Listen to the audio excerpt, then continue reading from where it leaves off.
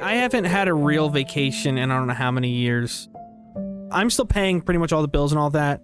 She's finally at a point where she's starting to have money to save, and she's getting done paying off things. Hopefully soon, by this time next year, we will be in a much better financial situation. We haven't been able to afford anything in years, but at least we know that by this time next year, we probably won't be in as bad a struggling situation as we are right now. I'm genuinely in pain.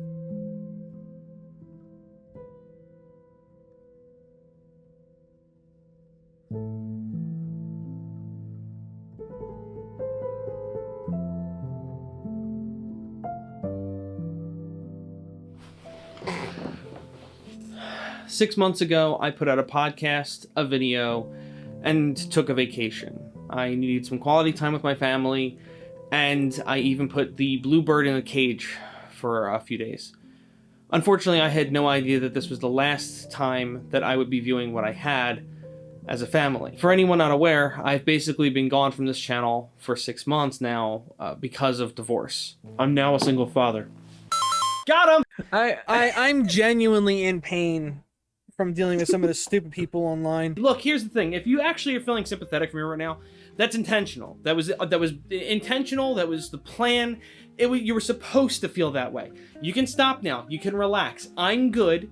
I waited 6 months to come back because I needed to wait that long. I needed to take my time and deal with things. That's not what this video is about. It's not actually about me talking about my personal problems. That's not healthy to post a video about that, which is why we're going to talk about it today. Look, I mean, it's true I'm going through a divorce, but that's not really what this video is about. I can relate to being in a bad situation, and as a creator, wanting to kind of make use of that energy. Look, as a creator that started making content quite a few years ago now, as a hobby, an outlet, a creative outlet for me, because I was a stressed out person, I had all these different things going on, so a creative outlet, a creative hobby, helps me kind of relieve some of those issues. Now, what happens when somebody is going through something serious and their creative outlet is making videos?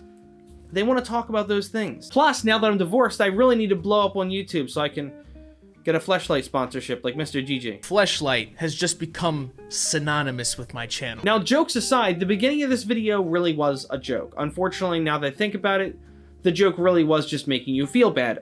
And that's an example of what I want to talk about today. People making videos that are grabs at emotional heartstrings to manipulate their audience. Now, don't get me wrong and don't jump to conclusions here. I've had my struggles and all this stuff. The point is I waited until I was ready to come back to actually come back. Over the last few months, I've gradually gotten back into Twitch streaming. Pikachu used Thunderbolt! He smells burnt. He's got lines burned into his head now. Because I'm fat, I'm just gonna start using obese like a slur. Just in case, let's just prepare this for later, just in case I need to escape. You just cock a gun? What? Jake, it's not. Listen, you got plenty of life. Just here. It's not too late. What are you talking about? Bro, you ever think about the fact that if 9/11 really was staged, that means that Osama bin Laden was framed? Chat, stop ratting me out. I'm telling you. Stop. And working on my second channels. Now, with all that being said, that doesn't mean I'm sitting here in a Teddy Fresh hoodie with my hands in my pocket, listening to Corpse Husband music while I watch Dream play Minecraft, complaining about the past. But this channel specifically, I've had to put off and wait for. Because on this channel, we have standards. I mean, they're low, but they're standards.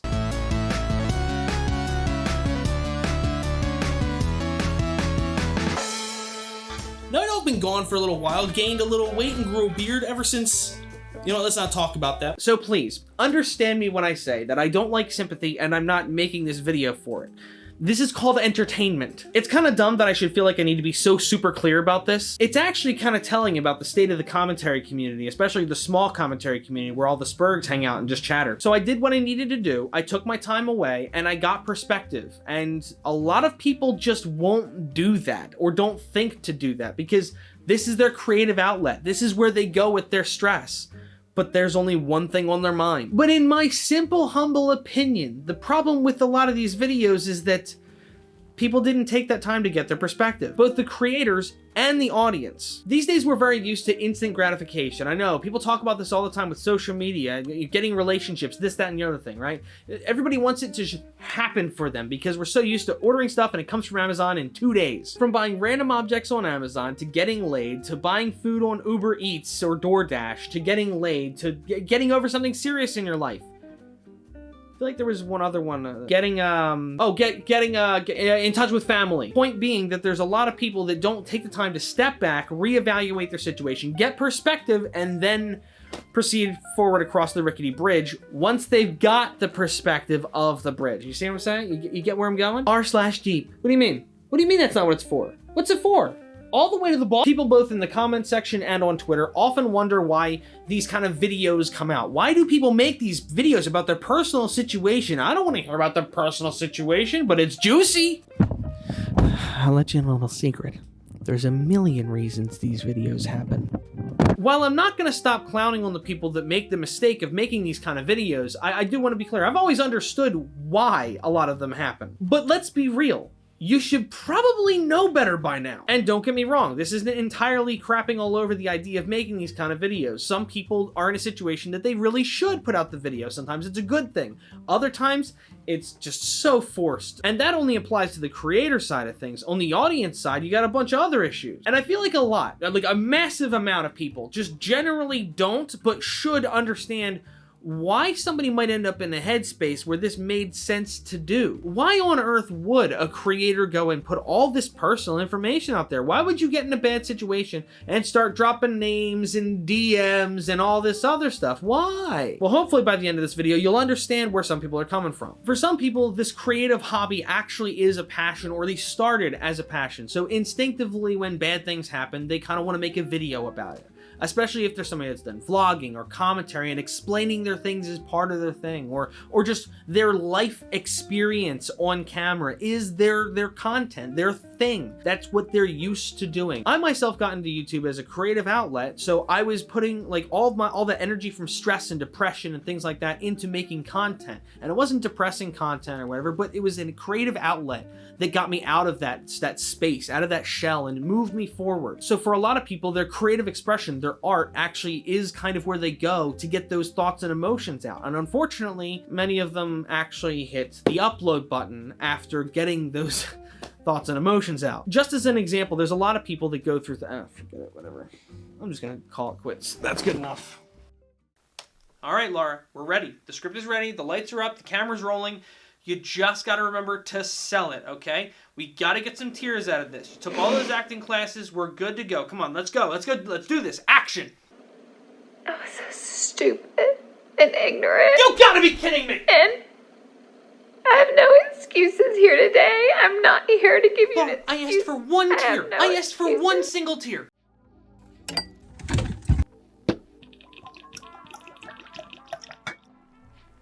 Logan Paul's Japan vlog was a notorious example of a video that he tried to portray as having a great message, and it was super serious, but with any level of critical thinking, that fell apart really, really fast. Now, while it is possible, just maybe, that because he was just a dumb kid, he made a mistake, but at the same time, he made a big mistake by playing up just how big this video was going to be. A big deal that had never been done on the platform at all before.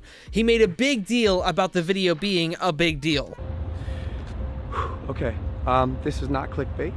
This is the most real vlog I've ever posted on this channel, and this is the most circumstantially surreal event that has ever happened in my life.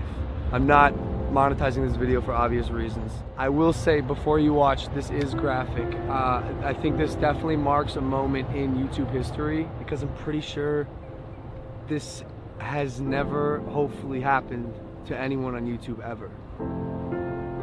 Now with that said, buckle the fuck up, because you're never gonna see a video like this again. The video absolutely had an overly emotional beginning and ending, complete with emotional sounding music and Logan Paul actually acting. Would have been nice if he used those skills on his airplane ripoff. Buckle the fuck up. But I'm fairly certain I'm not the only one that remembers that the rest of the video was a normal Logan Paul vlog. Intro, emotional sad music. Outro, emotional sad music. The rest of the video was a normal Logan Paul video. The jokes, the memes, the quick snappy cuts. They're all just so quirky that when they walk around in the woods joking around and having fun, they stumble upon a dead body and hey, time to laugh and joke around some more. 400 plus vlogs, and I've never had a more real moment than this. What the fuck? I feel like this was a stupid hat to wear. What are the chances we choose this walk down there? It's fate, Andy. How our lives unfold. There's no going back. I've seen things I can't unsee. We found a dead body. Yeah, laughing as a defense mechanism or a coping mechanism can be very normal, but it's not normal for this many people to all have the same exact response to something like this. In this context, it just doesn't make any sense. So understandably, everybody lost their minds about this. Well, most people anyway. Now, I'm bringing this all up because Logan, of course, then uploaded, say it with me, an apology video. And whether or not he was actually sorry, people had a lot of issues with his apology. I've made a severe and continuous lapse in my judgment.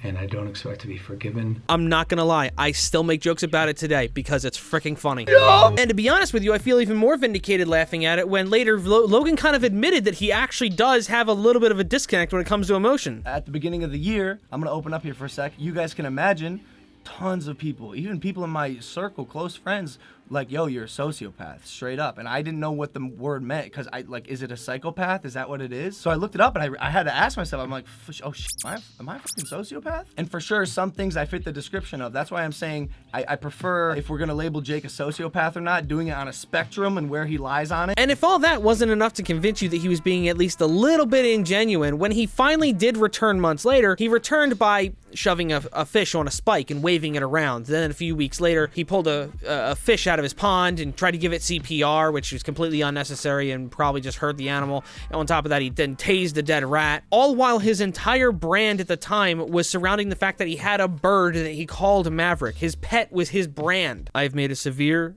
and continuous lapse in judgment, and I don't expect to be forgiven. I am just here to apologize. It was disrespectful to us to show a dead man's body hanging from a tree and laugh at it. Anyway, I got a taser. Now, plenty of people remember Filthy Frank feeding mice to snakes, or making a pizza as Pink Guy, and Bam Margera driving a skunkmobile around the streets of Philadelphia, and think that these kind of are somewhere along the lines the same thing. Now, sure, all these acts by themselves seem like they're kind of along the same lines. They're all kind of the same type of thing, right? They're all kind of abuse of a dead animal's body. It's at least a little bit different than hurting a live animal in an important way. However, when you consider that all these issues happened with Logan within like a 4 or 5 month period or whatever, it really starts to ring hollow for a lot of people, and a lot of people felt like, yeah, this is a sign that he hasn't grown. He doesn't get it. He still is disrespecting life in general. Not only was Logan's Japan vlog a clear attempt to bait an emotional response from people over an extremely sensitive subject, but he then turned around and did his apology video after making at least one failed attempt to make a good apology, and both of those rang hollow also. It felt like he was more responding to the backlash than responding to how he had learned. Think it, dream it, do it. Think it, dream it, do it. Think it, dream it, do it. I guess it feels more like a cult when they're doing this chanting and everything. Next, we have a genre of content that I've talked about many times before, and I'm sure I will talk about again. Teaching you lessons and trying to motivate change.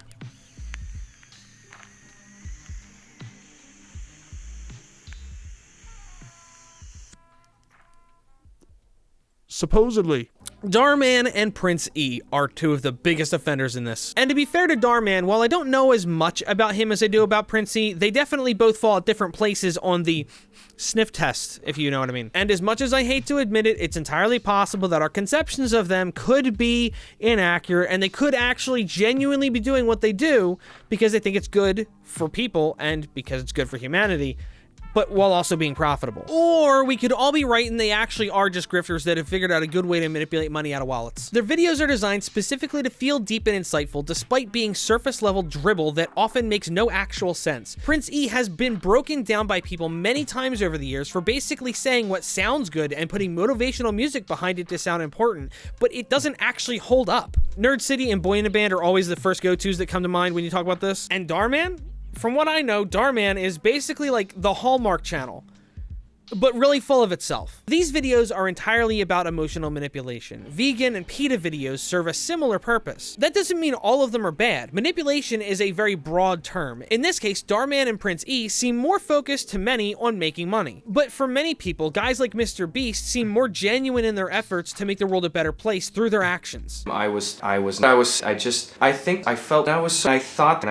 think we'll end on one final situation that happened in about October of 2021, and it got really weird really fast. Gus and Sabrina. Now, they dated for quite a few years, but somewhere in the middle, she had a failed pregnancy that almost killed her.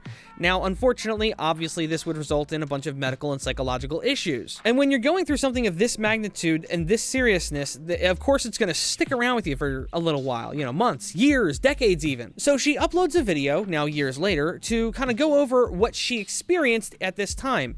And at some point in the video, she kind of slams on the brakes and then takes a hard left turn into boyfriend territory and goes into how her boyfriend treated her at this time. Kind of like my hands when I'm recording a video, I don't really know what to do with the joke about exchanging insurance information, because Gus and her probably shared insurance if they had any. I don't remember if they did. It's been a while since I watched the video. Anyway, the point is, they didn't get along. Now, even though she didn't mention the boyfriend by name, people were able to pretty easily and pretty quickly piece together the timeline of what actually happened and who the boyfriend was, being Gus Johnson. Now, while it was entirely unnecessary to put the boyfriend stuff in the video about her medical situation, her psychological situation, it didn't need to be there.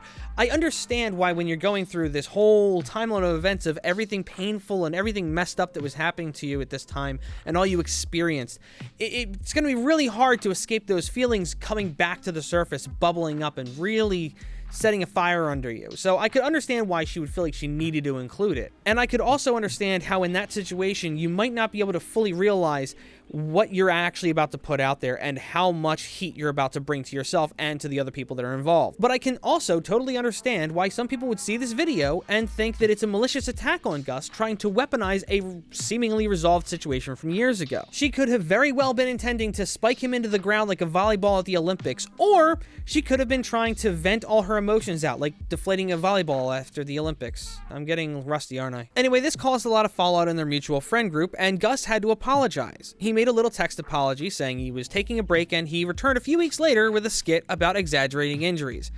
Again, it could be totally a coincidence.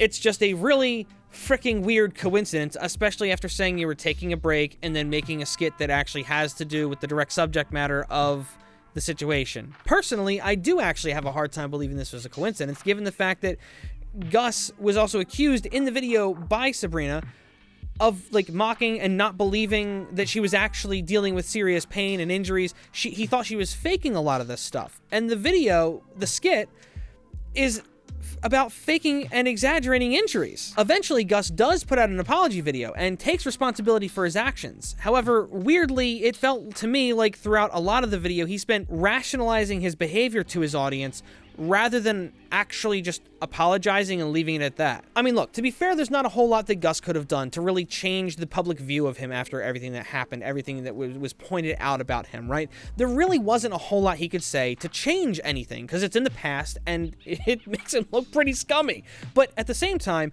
I feel like that apology really could have just used less rationalize, feel bad for me about what I went through, because she went through a lot. Yeah. I went through a lot too. Like, I feel like he could have just put out a 30-second video saying, hey guys, so everything that happened, yeah, I'm sorry. I really shouldn't have done it. I was a dick. That's it. And then everyone would be like, oh yeah, sure. Well, we get it. You're a dick. Okay, cool. And we move on. Everybody moves on. Everybody happy ever after. Young men with successful careers often become dicks. Okay, we get it. Cool. Move on. That's everybody move on. Happily ever after. Anyway, so the point is, there's a lot of people that make these videos because they want attention, sure. But then there's other people that make them because they actually have something in their head, and this is their way to get it out of their head, to make content, to express themselves.